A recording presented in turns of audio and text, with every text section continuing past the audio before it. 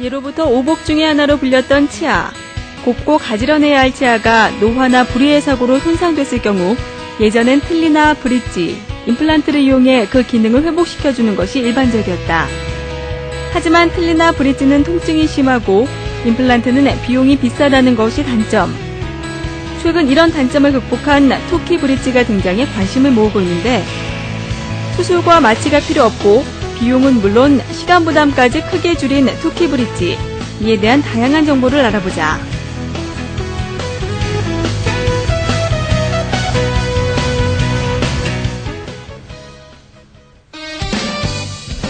안녕하세요. 생방송 와우 메디컬 센터 2부가 시작됐습니다. 임유령입니다. 이렇게 덥고 짜증나는 날 정말 보는 사람조차 기분 좋게 하는 것이 있죠. 바로 미소인데요. 미소를 지으면 가장 먼저 보이는 것이 가지런하고 정말 예쁜 치아인 것 같습니다. 근데 이러한 치아가 손상을 받게 되면은 많은 분들께서 스트레스도 많이 받게 되시고요. 그리고 다른 치아에까지 영향을 주기 때문에 상당한 고통을 주기 마련입니다. 예전에 치아가 빠지면 건강한 양쪽 치아를 한 50% 정도 삭제해서 일반 브릿지를 해놓는 것이 보통이었는데요. 요즘에는 치아를 삭제하지 않고도 브릿지를 해 넣을 수 있는 새로운 인공 치아술이 등장했다고 합니다. 그래서 생방송 와우 메디컬 센터 2부 오늘 이 시간에는 통증이 거의 없고 경제적인 부담감도 줄인 토키 브릿지에 대해서 자세히 알아볼까 합니다. 오늘 도움 말씀 주실 분으로 분당 토론토 치과의 차승나 원장 나오셨습니다. 오늘 안녕하세요. 안녕하세요. 네, 오늘 도움 말씀 부탁드릴게요. 네, 생방송 와우 메디컬 센터에서는 시청자 여러분들의 상담 전화 직접 받고 있습니다. 그동안 궁금하신 사항이 있으셨다면 전화를 연결을 해주시면 될 것 같은데요. 두 대의 전화가 마련되어 있습니다. 02-6676-0202번, 0312번 이렇게 마련되어 있고요. 인터넷 홈페이지를 통해서도 역시 상담 신청을 하실 수가 있습니다. www.wowmedical.tv에 접속하셔서 게시판에 상담 내용 올려주시면 저희가 성심성의껏 답변해드리겠습니다. 이렇게 전화나 인터넷을 통해서 상담을 신청해 주신 분들 중에 저희가 추첨을 통해서 소정의 상품도 드리고 있으니까요. 많은 참여 부탁드리겠습니다. 먼저 치아가 빠졌을 경우에 참 난감하기도 하고 또 이 치아가 빠짐으로 해서 다른 치아까지 영향을 받게 되기 때문에 고통도 많이 있으실 텐데요. 이렇게 먼저 치아가 빠졌을 경우에 기존에 해오던 시술법들이 있었을 것 같아요. 어떤 것들이 있었는지 좀 안내 부탁드릴게요.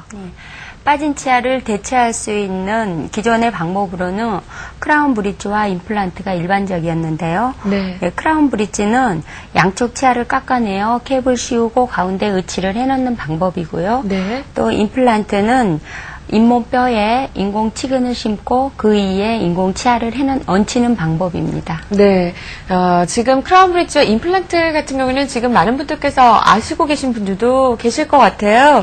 그래도 저희가 자료 그림을 좀 준비를 했으니까 크라운 브릿지와 임플란트의 특징에 대해서 좀 더 자세하게 설명을 좀 부탁드릴게요. 예, 제가 화면 보면서 말씀드리겠습니다. 네. 예, 크라운 브릿지는 오랫동안 사용되어 온 보철법이지만 이렇게 건강한 지대치를 많이 깎고요. 네. 이 치아를 많이 깎아냄으로써 치아의 수명이 짧아지고 또 네. 씹는 힘이 많이 떨어지고요.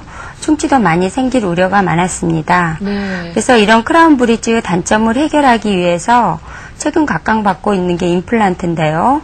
네. 이 임플란트는 인접치아 손상도 없고 또 씹는 힘도 좋고 또 자연스럽고 그런 우수성을 가지고 있지만 환자의 경제적인 부담이나 또 오랜 시술 시간, 그다음에 수술에 대한 막연한 공포, 또 잇몸 상태가 좋지 않거나 치조골이 나쁜 경우는 좀 곤란합니다. 네, 지금 크라운 브릿지와 임플란트의 특징에 대해서도 조금 더 자세하게 설명을 들으셨는데 오늘은 새로운 인공 치아술이죠. 토키 브릿지에 대해서 좀 알아볼 겁니다.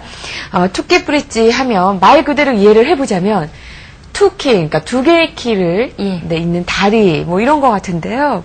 어떤 시술법인지 좀 설명 부탁드릴게요. 예, 토키 브릿지는 건강한 지대치를 삭제하지 않고요. 네. 그 양쪽 그 건강한 지대치에 하나씩 두 개의 키를 걸어서 가운데 의치를 해놓는 방법을 말합니다. 네, 그러니까 건강한 지대치를 삭제하지 않는 네, 그러한 보철 치료법으로 빠진 치아의 양쪽 치아에 각각 하나씩 총 2개의 키를 걸어서 인공 치아를 끼워 넣는 방식이라고 하셨는데요. 지금 이렇게 글로 쭉 읽어보니까 그림이 잘 그려지진 않거든요. 사실 네. 전문가가 아니다 보니까. 그래서 저희가 투키브릿지의 구조와 시술 원리에 대해서 조금 더 자세한 설명 부탁드릴게요. 네. 네, 이렇게 화면 보시면 네. 여기 이쪽이 키에 해당되거든요. 네. 또 양쪽에 키가 있고요. 네. 가운데 의치인데 이 키가 그 빠진 치아의 양쪽 건강한 지대치에 키를 연결을 시키고요. 가운데 키를 연결하고 가운데 의치를 끼우면 되는 방식입니다. 네. 빠진 치아 양 옆에 있는 치아죠. 그러니까 예, 예. 빠진 치아의 양 옆에 있는 치아에 아주 미세한 구멍을 뚫고 거기에 키를 부착한 다음에 인공 치아를 키에 걸어주는 그런 방식인데요. 또 모형을 가지고 나오셨잖아요. 예. 모형 보면서 다시 설명해 주세요. 제가 모형을 보면서 설명드리겠습니다. 네. 기존의 크라운 브릿지 방법은 이렇게 가운데 치아가 하나가 빠지게 되면 네네. 양쪽 치아를 삭제를 하고 연결해서 의치를 네. 이렇게 해놓는 방식이었거든요. 네, 제가 다시 한번 좀 보여드릴까요? 네. 여기 부분에 치아를 많이 깎아낸 많이 거죠? 깎죠. 거의 한 50% 이상을 깎게 되거든요. 네, 요 2개 정도를 많이 깎게 되고 요렇게 위에 예. 씌우게 되는, 요렇게 3개가 되는 그런 모형이었는데 투키브릿지는 어떤 예, 방식으로 하는 근데 건가요? 이렇게 깎게 되면 내 치아 원형이 사라지기 때문에 교합력도 많이 떨어지고 이물감도 많이 생기고 뭐 치주 질환이나 충치가 생길 확률이 훨씬 높았거든요. 네. 그 투키 브릿지는 그대로 건강한 치아는 그대로 유지하면서 네. 키만 양쪽에 연결을 하고 가운데 의치만 끼워 넣기만 하면 되기 때문에 네, 이렇게 들어서 잡는. 자연스러움이 그대로 있죠. 네, 그래서 다시 한번 좀 빼서 보여주시겠어요? 이렇게 하면 여기에 지금 키가 보이실 겁니다. 예. 이렇게 양쪽에 키를 걸어서 요거를 이렇게 끼워 넣는 그런 방법이라고 생각을 하시면 될 것 같아요. 투키브릿지에 대해서 자세하게 지금 모형을 보시면서도 설명을 들으셨는데 그럼 이 투키브릿지의 시술 대상이 많이 궁금하실 것 같아요. 나도 혹시 적용이 가능한가? 예. 이거에 대해서 어떤 분들이 시술이 되는지 좀 알려주세요. 예, 투키 브릿지는 정말 다양하게 응용이 가능한데요. 제가 네. 화면을 보시면 빠진 치아 양쪽 지대치가 건강한 경우는 모두 가능하고요. 또 한쪽 지대치가 부실하거나 충치가 있는 경우에도 가능합니다. 네. 또 한쪽 지대치에 이미 크라운 브릿지가 되어 있는 경우, 그다음에 뭐 여러 개의 임플란트 중에 한두 개가 실패했을 때 투키 브릿지로 다시 보강할 수 있고요. 또 그 구멍을 내야 되는 양쪽 치아가 의치인 경우에도 가능하고요. 또 여러 개 치아가 보철된 중에서 한 개 치아 염증이 있는 경우 네. 그 치아만 발치하고 투키 브릿지를 하시면 됩니다. 예, 네. 그다음에 지대치 중 한쪽에 크라운 브릿지를 해야 될 경우나 그다음에 지대치가 많이 기울어져서 사이가 없는 경우, 좁은 경우에도 가능하고요. 또 지대치 삭제가 불가능한 경우가 있어요. 이런 경우도 투키 브릿지는 쉽게 가능합니다. 네, 지금까지 나왔던 지대치에 대해서 잠깐 설명 부탁드린다면요. 지대치는 네.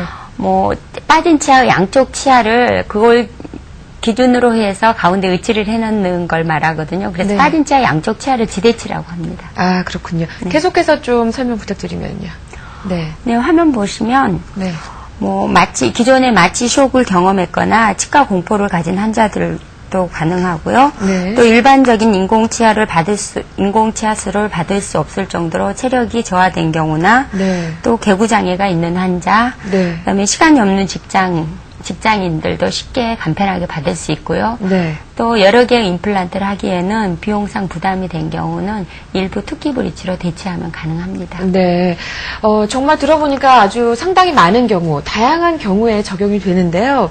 이렇게 많은 분들이 시술 대상이 된다고는 하지만, 그래도 투키 브릿지 시술이 불가능한 경우도 있을 것 같거든요. 네. 어떤 경우인가요? 네, 사실 투키 브릿지는 모두 다 가능한 게 아니고요.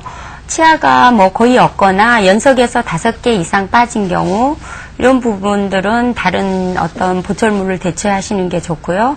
또 양쪽의 지대치 상태가 부실하거나 또 맨 마지막 어금니가 없는 경우는 투키 브릿지가 좀 곤란합니다. 네. 그러니까 너무 많이 빠진 경우나 맨 안쪽에 어금니, 뭐 이런 경우에는 좀 힘들 것 같다고 말씀해 주셨는데, 청소년이나 그러면 어린이 같은 경우도 이가 빠진 경우가 있잖아요. 뭐 애들 뛰놀다가 좀 사고로. 그렇죠.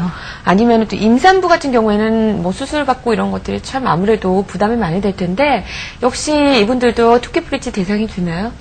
네, 청소년이나 어린이 같은 경우는 아직 악골 성장이 끝나지 않았기 때문에 뭐 임플란트나 기타 보철물은 좀 곤란하고요. 이 성장이 완료돼서 최종 보철물을